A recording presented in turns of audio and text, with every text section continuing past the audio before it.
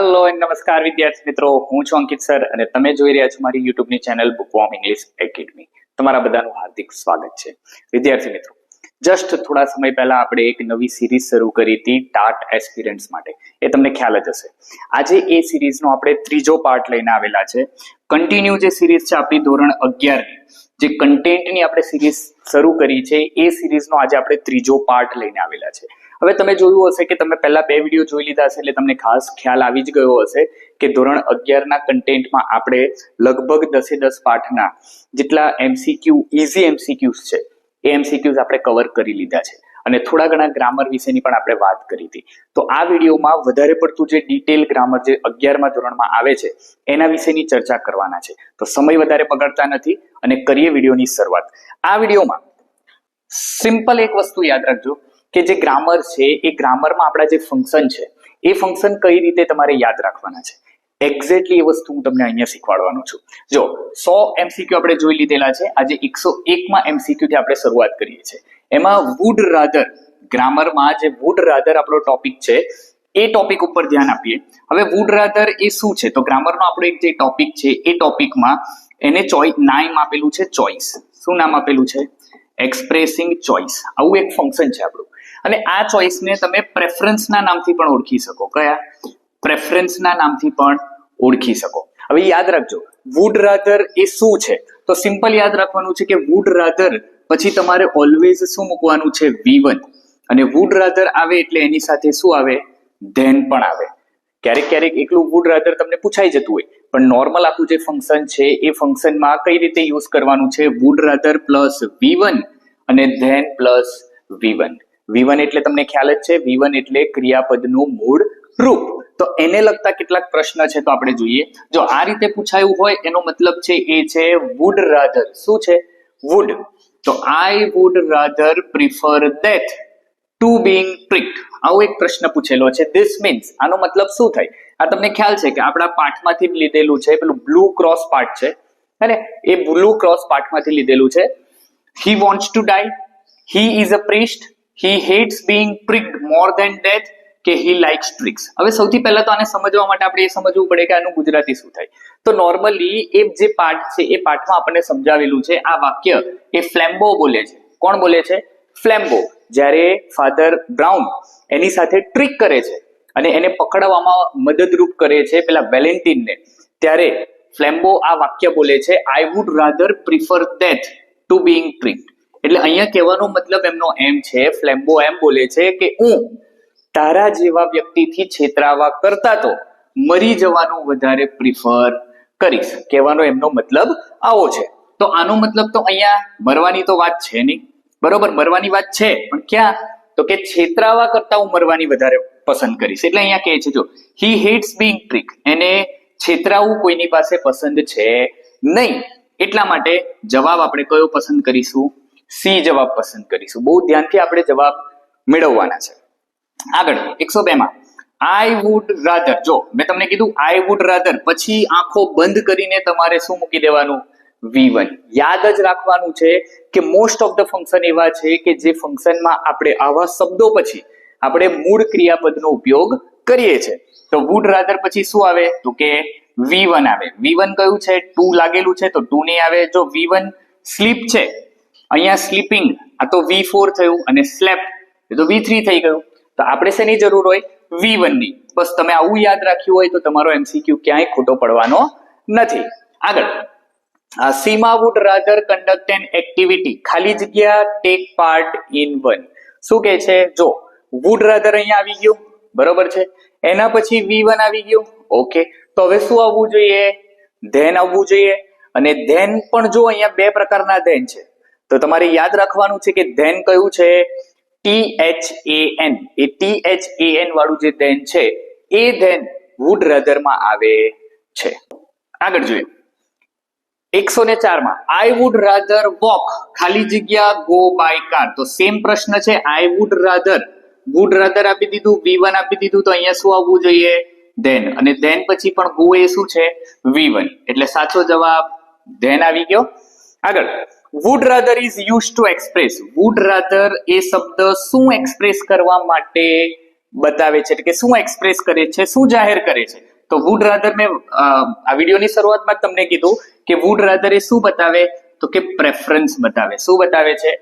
Preference. એટલે આ બધા આપણે જરૂર નથી. એબિલિટી એ તો કેન શબ્દ હોય તો એબિલિટી બતાવે ને. કમ્પલ્સન ફરજિયાતપણું કયો શબ્દ બતાવે? મસ્ટ શબ્દ એ ફરજિયાતપણું બતાવે. અને પાસ્ટ હેબિટ એ આપણું એક ફંક્શન છે. પાસ્ટ હેબિટ 11 અને 12મા ધોરણમાં એક ફંક્શન આવે છે યુઝડ ટુ કરીને, તો એ છે પાસ્ટ હેબિટ. તો અહીંયા સાચો જવાબ વુડ રાધર માટે શું છે? એ પ્રેફરન્સ છે. ક્લિયર છે? આઈ હોપ સો કે તમે આગળના બધા જ MCQ સોલ્વ કરીને આવેલા છો, જેથી કરીને અહીંયા તમને સમજવામાં કોઈ વાંધો આવશે નહીં. અને હા, મેં તમને એક રિક્વેસ્ટ કરી હતી, યાદ હોય તો પહેલા જ વિડીયોમાં મેં તમને એક રિક્વેસ્ટ કરી હતી કે જો તમે કન્ટેન્ટ ના જોયું હોય તો આ વિડીયો તમારા માટે લગભગ નહીં હોય. એનું રીઝન છે બેટા કે જો તમે તમારું કન્ટેન્ટ ક્લિયર નહીં રાખો ને તો આ કોઈ મતલબ નથી. પહેલા તમે એક્ઝેક્ટલી આખું કન્ટેન્ટ ક્લિયર કરશો, ત્યારબાદ હું જે સમજાવું છું એ ભણાવું છું એ તમને ખ્યાલ આવશે. તો ફરી એકવાર રિક્વેસ્ટ કરું છું કે આ વિડીયો જોતા પહેલા તમે આપણી ચેનલ ઉપર જે કન્ટેન્ટ છે એ કન્ટેન્ટને ધ્યાનથી જુઓ, ફંક્શન છે એને ધ્યાનથી જુઓ. આ ફંક્શન પણ ત્યાં છે, વુડ રાધર નામનું ફંક્શન પણ મેં ત્યાં બનાવીને મૂકેલું છે, તો તમે એ જોઈ લો તો તમને વધારે ક્લિયર ખ્યાલ આવી જશે. આગળ જોઈએ નેક્સ્ટ. Yes, reported speech. સૌથી અઘરો કોઈ ટોપિક હોય ને તો એક આ છે, reported speech. I don't know, એ છે બહુ સહેલો, બટ દરેકને વસ્તુ યાદ રાખવાની આવે ને એટલે તકલીફ પડે. પણ ઘણા ખરા એવા ટાટ એસ્પિરન્ટ્સ હશે કે જેને આ ટોપિક બહુ સારી રીતે આવડતો હશે, અને આઈ એમ ડેમ શ્યોર કે તમને આવડવો પણ જોઈએ જ, કારણ કે આપણું ગ્રામર આના ઉપર જ ટકેલું છે. અંગ્રેજીના ટીચર બનવા જઈ રહ્યા છો, ઇટ મીન્સ તમારું ગ્રામર એકદમ ક્લિયર હોવું જરૂરી છે, કન્સેપ્ટ ક્લિયર હોવો જરૂરી છે. ચાલો, 106 માં કયું છે? Indirect speech. Tomorrow changes to. હવે ઓબ્વિયસ યાર, ટુમોરો નું શું થાય? ટુમોરો ના બે શબ્દ થાય. કયા કયા? એક અહીંયા આપેલું છે ધ નેક્સ્ટ ડે, અને બીજું પણ આવી શકે ધ ફોલોઈંગ ડે. શું થાય? The following day. તો ફોલોઈંગ ડે એ પણ ટુમોરો માટે જ વપરાય છે, અને નેક્સ્ટ ડે એ પણ કોના માટે વપરાય છે? ટુમોરો માટે વપરાય છે, ધ નેક્સ્ટ ડે. તો બંને શબ્દ તમે યુઝ કરી શકો. ધેટ ડે ન વપરાય, યસ્ટરડે તો આવે જ નહીં, કારણ કે આ તો ડાયરેક્ટ સ્પીચમાં આવે. ઇનડાયરેક્ટ સ્પીચનું આપણને તો પૂછ્યું. નાવ પણ ડાયરેક્ટ સ્પીચમાં આવે, ઇનડાયરેક્ટ સ્પીચમાં આવે નહીં. ઇનડાયરેક્ટ સ્પીચમાં તો નાવનું ધ્યાન કરવું પડે, યસ્ટરડે નું ધ પ્રીવિયસ ડે કરવું પડે. આ બધા નિયમ છે, એ નિયમ આપણે યાદ રાખી લેવાના. આગળ, Hema said to Ramesh we will meet tomorrow. Reported speech. આ વાક્યમાંથી કયા વાક્ય સાચા છે? આ તો પૂછાશે ને પૂછાશે, ડેફિનેટલી પૂછાશે પરીક્ષામાં. સેન્ટેન્સ આની હોય, પણ આ પ્રકારનું સેન્ટેન્સ સાચું કયું છે એ તો પૂછાવાનું જ છે. હવે જો સિમ્પલ તમને નિયમ યાદ હોય તો તમે આ વાક્ય બનાવી શકો. We will meet tomorrow. સૌથી પહેલા તો વાક્યને આઈડેન્ટિફાઈ કરી લો. વાક્ય કયું છે? તો કે વાક્ય છે સાદું વાક્ય છે, એટલે વિધાન વાક્ય છે. અને વિધાન વાક્ય છે તો ઓબ્વિયસ છે કે વિધાન વાક્યમાં ધેટ આવવું જરૂરી છે. વિધાન વાક્યમાં શું આવવું જરૂરી છે? ધેટ આવવું જરૂરી છે. ક્લિયર? ઓકે. સેડ ટુ નું શું થાય વિધાન વાક્યમાં? તો કે ટોલ્ડ થાય. તો પહેલા તો એ જોઈ લઈએ, હેમા ટોલ્ડ અને ધેટ વાળા કેટલા વાક્ય છે? હેમા ટોલ્ડ રમેશ, તો આ એક વાક્ય હોઈ શકે.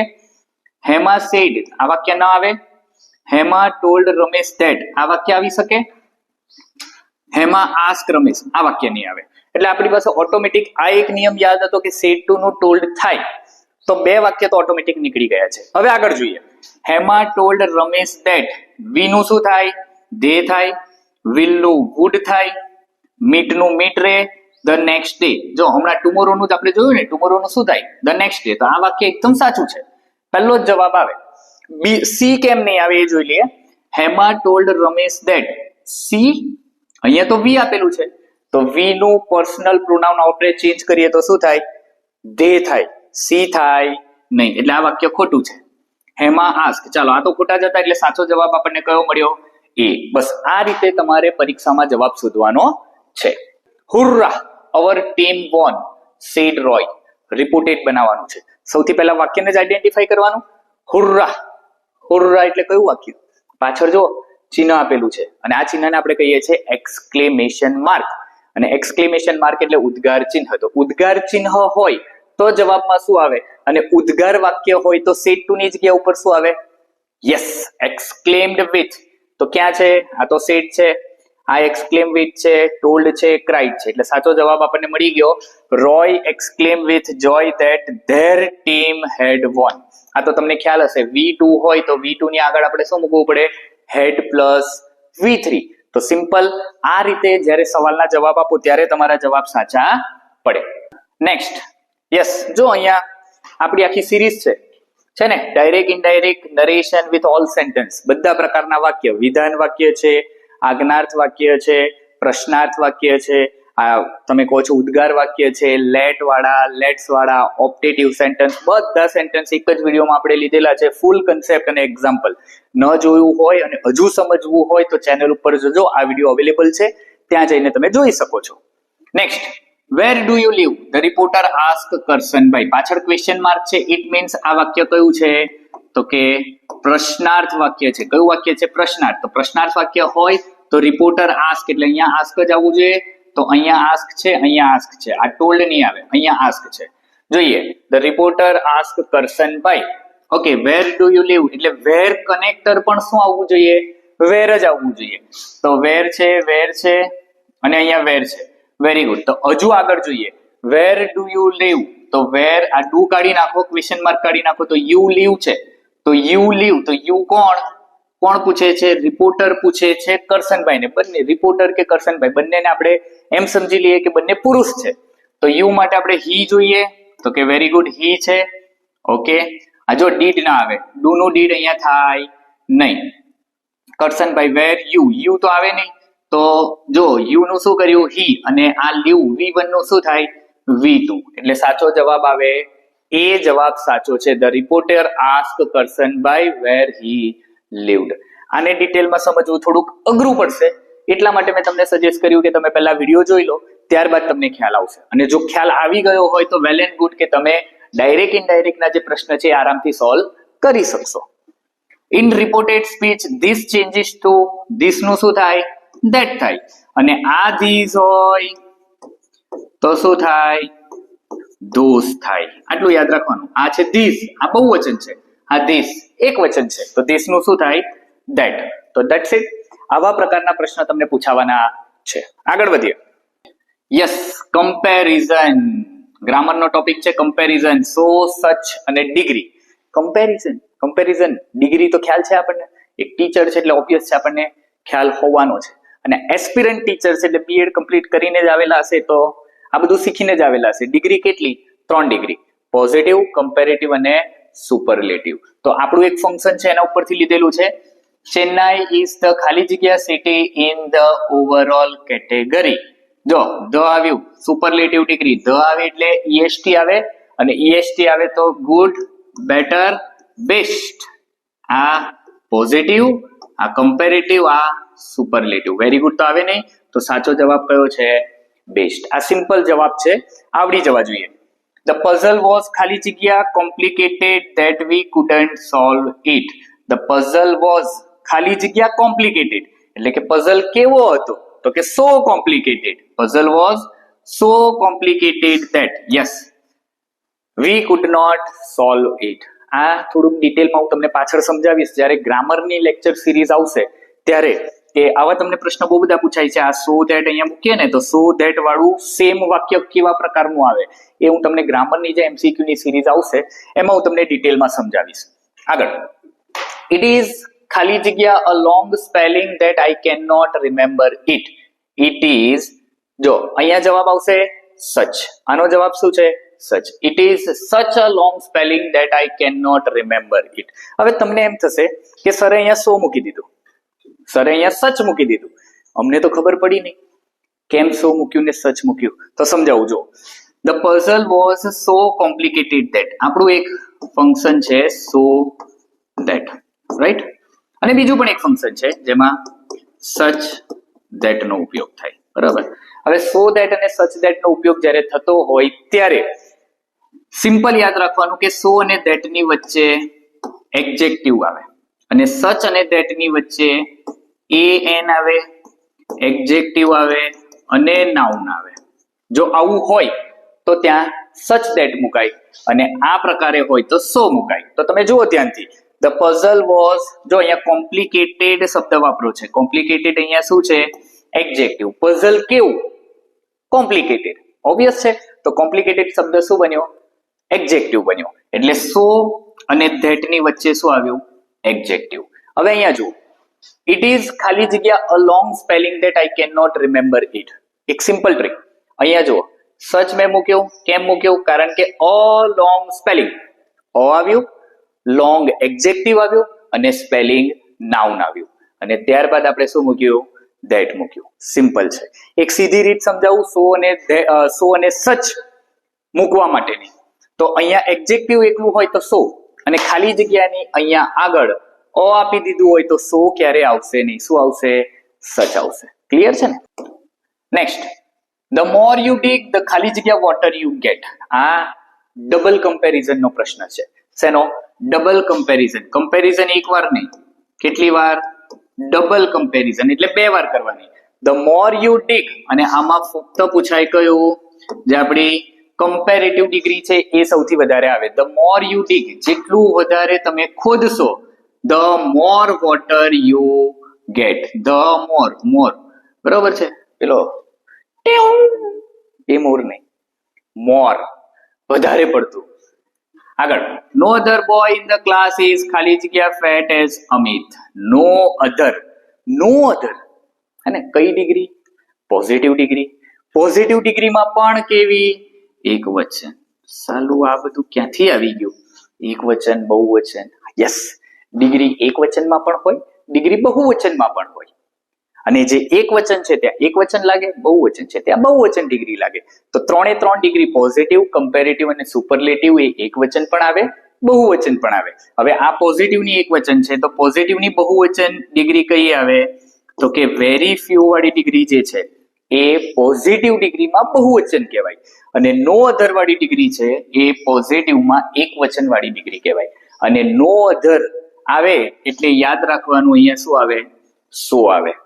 અધરવાઇઝ વેરી ફ્યુ આવે તો એઝ આવે, અને નો અધર આવે તો સો એઝ આવે. કારણ કે નો અધર ને નેગેટિવ તરીકે પણ આપણે ઓળખીએ છે, એટલા માટે અહીંયા શું મૂકીશું? સો. ક્યારેક ક્યારેક એવા કેસીસ આવે કે જ્યાં નો અધર સાથે એઝ પણ મૂકવામાં આવે છે, પણ એ અપવાદ હોય. નેક્સ્ટ જોઈએ, 116. ધ મેચ વોઝ ખાલી જગ્યા boring that we left. The match was હમણાં જ સમજાવ્યું હતું. ખાલી જગ્યા અને ધેટ પહેલા ખાલી એડજેક્ટિવ છે તો શું મૂકશો? સો મૂકશો. ક્લિયર? આગળ, હી ઇઝ ખાલી જગ્યા an intelligent boy that he was put in the advance level. આગળ આવ્યું એન, તો શું મૂકશો? Very nice. શું મૂકશો? સચ મૂકશો. તો આ રીતના તમારા જે પ્રશ્ન છે એ જો તમને, જો અત્યારે એકદમ બેઝિક લેવલના જ પ્રશ્ન કરાવી રહ્યો છું, એકદમ હાર્ડ સિરીઝ આપણે પાછળથી લાવીશું.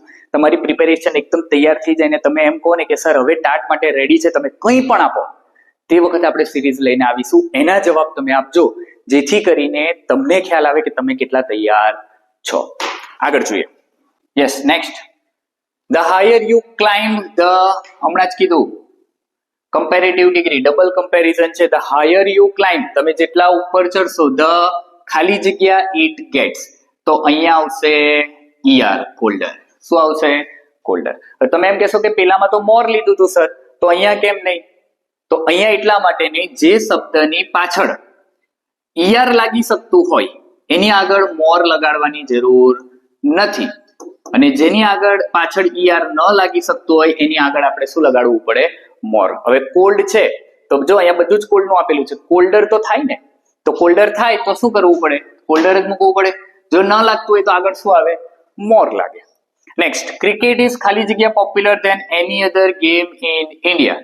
ક્રિકેટ ઇઝ ખાલી જગ્યા પોપ્યુલર ધેન, ધેન એટલે પાછી કઈ ડિગ્રી? Comparative degree. તો કમ્પેરેટિવ ડિગ્રી છે તો ઓબ્વિયસ છે, જો અહીંયા પોપ્યુલરર, આવું તો ન થાય, પોપ્યુલરર.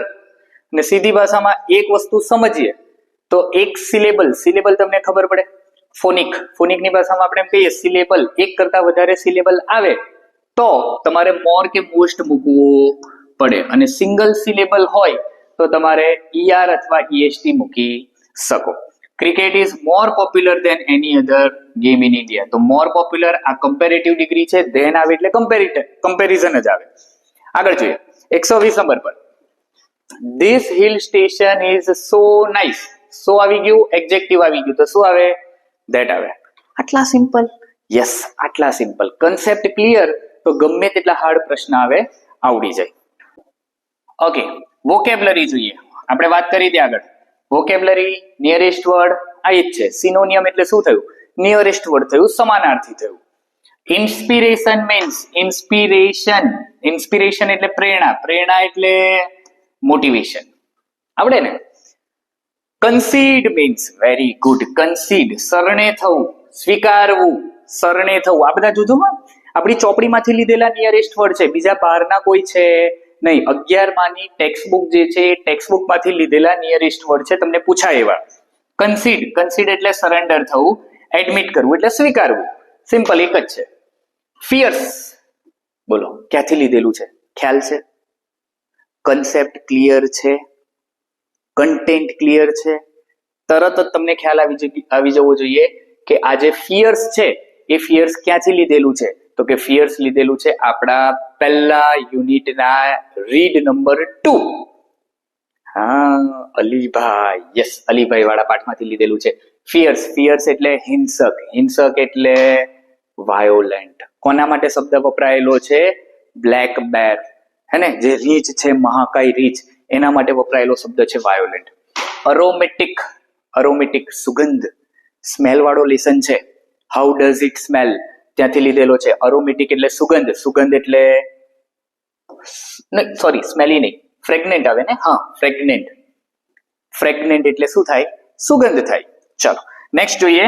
આગળ બીજા કેટલાક આપેલા છે આપણને. ટેન્યોર, યસ આ એક શબ્દ જરા મેં થોડા 12મા માંથી લઈ લીધેલો છે. ટેનર એટલે સમયગાળો. ટેનર નો મતલબ શું થાય? સમયગાળો એટલે કયું? તો કે salary, scale, term, period of office. જો ટેનર એટલે સમયગાળો. રેલુક્ટન્ટલી નો મતલબ થાય અનિચ્છા. શું થાય? અનિચ્છા. અને અનિચ્છા ક્વિકલી, લાઉડલી, હેપીલી, અનવિલિંગલી. વિલિંગલી એટલે ઈચ્છા, અનવિલિંગલી એટલે અનિચ્છા. આગળ હિસ્ટેરિકલી. વાહ બહુ સરસ મજાનો શબ્દ. હિસ્ટેરિકલી, જેનો કોઈ કંટ્રોલ જ ન હોય એને આપણે કહીએ હિસ્ટેરિકલી. અનકન્ટ્રોલેબલી, યસ જો અનકન્ટ્રોલેબલી. હાસ્ય આપણું ક્યારેક એવું હોય કે જે આપણે હસ જ કરતા હોય તો વધારે પડતા ઉન્માદમાં આવી ગયા હોય, આનંદમાં આવી ગયા હોય ત્યારે આપણે આ શબ્દ વાપરીએ હિસ્ટેરિકલી. નેક્સ્ટ મેંગલ્ડ. યસ મેંગલ્ડ, તોડી નાખવું, ફોડી નાખવું, બે ટુકડા કરી નાખવા, એ મેંગલ્ડ છે. ક્રશ્ડ, ડેમેજ. આવા બધા પ્રશ્ન તમને પરીક્ષામાં પૂછાવાની સંભાવના છે. Yes fragile. બોલો કયા પાઠમાંથી આવડે તો નીચે કમેન્ટ કરજો, બાકી હું તો તમને કહું જ છું હમણાં. ફ્રેજાઇલ એટલે કેવા? નાજુક. ફ્રેજાઇલ નો મતલબ થાય નાજુક, અને નાજુક એટલે ડેલિકેટ. આવડી ગયું? કમેન્ટ કરી? હા કરી દેજો તો. ચાલો ટોઇલ એટલે મહેનત કરવી. ટોઇલ એટલે મહેનત અથવા તો પરિશ્રમ કરવો તો હાર્ડવર્ક. રેસ્ટ એટલે તો આરામ થાય. આપણે આરામ થોડો કરવાનો છે.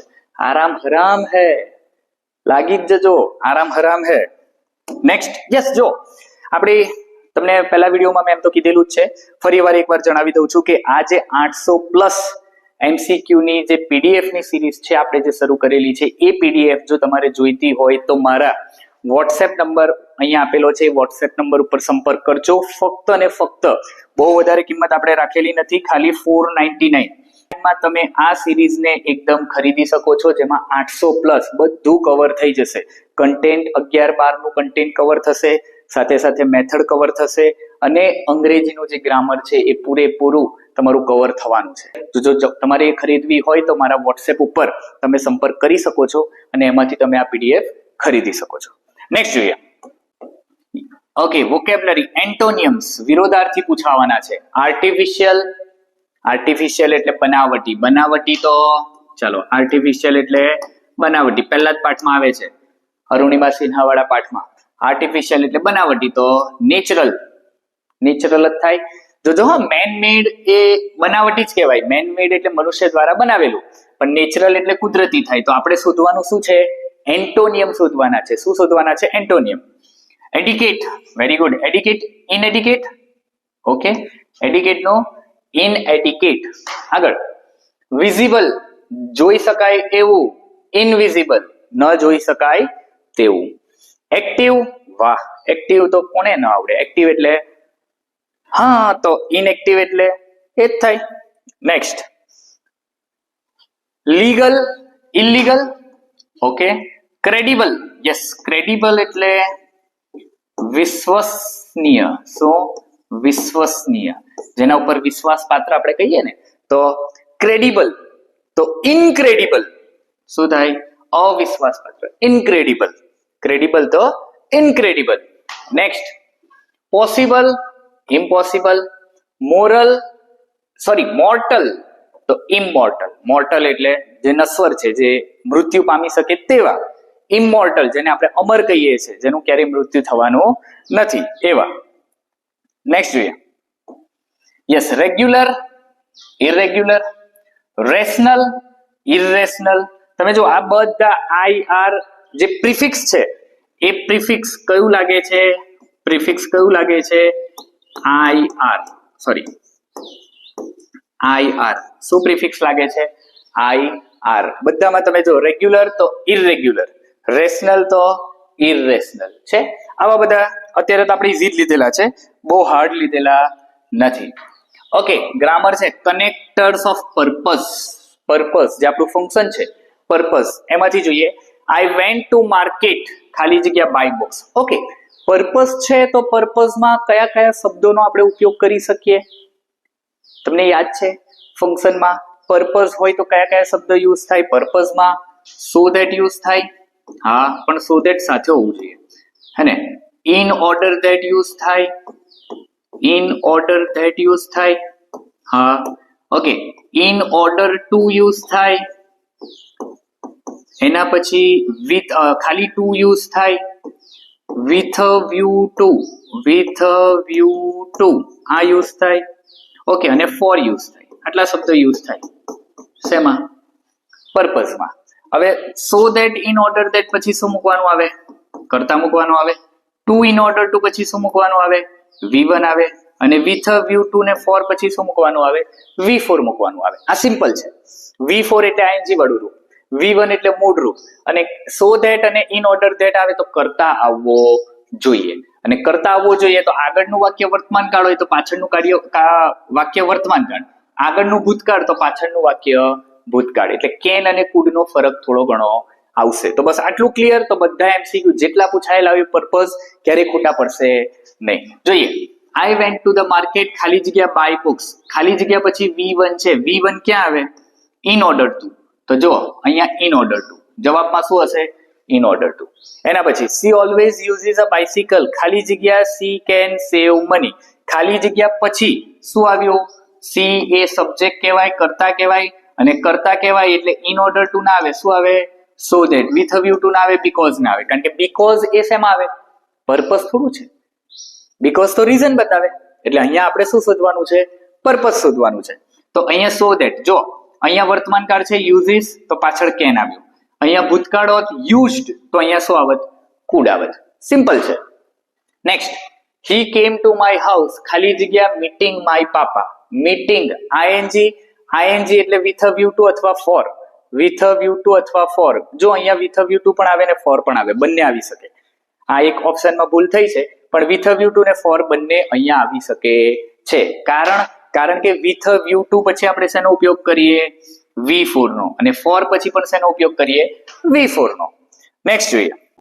ચલો 144 પર વી ઇટ, ખાલી જગ્યા વી મે લીવ. ખાલી જગ્યા પછી સબ્જેક્ટ, ખાલી જગ્યા પછી સબ્જેક્ટ એટલે so that. Sarah went to the computer lab, ખાલી જગ્યા પ્રિન્ટિંગ હર રિપોર્ટ. આઈએનજી આવ્યું. પ્રિન્ટિંગ એટલે V4, V4 એટલે વિથ વ્યૂ ટુ ને અહીંયા મારાથી ફરીવાર મુકાયું વિથ વ્યૂ ટુ અને ફોર. બંને જવાબ આવી શકે. નેક્સ્ટ, ચાલો છેલ્લા 5 જોઈએ. આ વિડીયો આપણે ત્યાં અંત કરવાના છે. કન્ટેન્ટ, ફરીવાર કન્ટેન્ટ, એમાં પણ સપ્લિમેન્ટરી છે અને બીજા વધારાના જે છે મિસેલેનિયસ એ લઈએ. What is the area of Sundarbans national park? Sundarban national park ના, જો આ સપ્લિમેન્ટરી નું છે આપણું. સુંદરબન નેશનલ પાર્ક નો એરિયા કેટલો? 10,000 સ્ક્વેર કિલોમીટર. આ યાદ રાખી લેજો, તમને વાંચ્યું ન હોય તો આ પણ તમે વાંચી શકો છો. Sundarbans is famous for, Sundarbans શેના માટે ફેમસ છે? Royal Bengal tiger. છેલ્લે which river is not mentioned in the Sundarban context. આપણો જે પાઠ છે એ પાઠમાં કઈ રિવર અહીંયા મેન્શન કરેલી નથી? યસ, ગંગા છે, બ્રહ્મપુત્રા છે, હા મેઘનાઈ છે, નર્મદા નથી. યસ, નર્મદા રિવર સુંદરબનના કોન્ટેક્સ્ટમાં છે નહીં. લાસ્ટ ટુ, છેલ્લા બે MCQ. According to fundamental duty citizen should respect the politician નહીં, માર્કેટ નહીં, નેશનલ ફ્લેગ. આ તો સિમ્પલ આપણે એક જનરલ નોલેજ નો પ્રશ્ન કહી લો ને તો પણ ચાલે. જો તમે વાંચ્યું ન હોય છતાં પણ જનરલ નોલેજ નો પ્રશ્ન સમજી લો તો આવડી જાય. The age group for education in fundamental duty. Fundamental ડ્યુટીમાં એજ્યુકેશન માટેનું age group 6 to 14. D answer 6 to 14. 6 થી 14 એટલે 6 થી 14 વર્ષના બાળકોને ભણતર એ ફરજિયાત કરવામાં આવેલું છે. તો ચાલો, આ હતા આપણા 1 થી 150 એટલે સિરીઝ નંબર 3 MCQ ની જે કન્ટેન્ટની સિરીઝ છે એમાં આપણે 1 થી 50 એટલે કે 150 સુધીના MCQ અહીંયા આપણે સોલ્વ કરી લીધા છે. હવે નેક્સ્ટ વિડીયોમાં બીજા 50 આવશે એટલે આપણે ટોટલ 200 MCQ સ્ટાન્ડર્ડ 11 માટેના કન્ટેન્ટ આપણે પૂરા કરીશું. તો આઈ હોપ સો વિદ્યાર્થી મિત્રો કે તમે અહીંયા સુધી વિડીયો જોયો અને તમને ખ્યાલ આવી ગયો હશે. અને એ ત્યારે જ ખ્યાલ આવશે, મેં આગળ પણ તમને કીધું હતું કે તમારું કન્ટેન્ટ ક્લિયર હશે.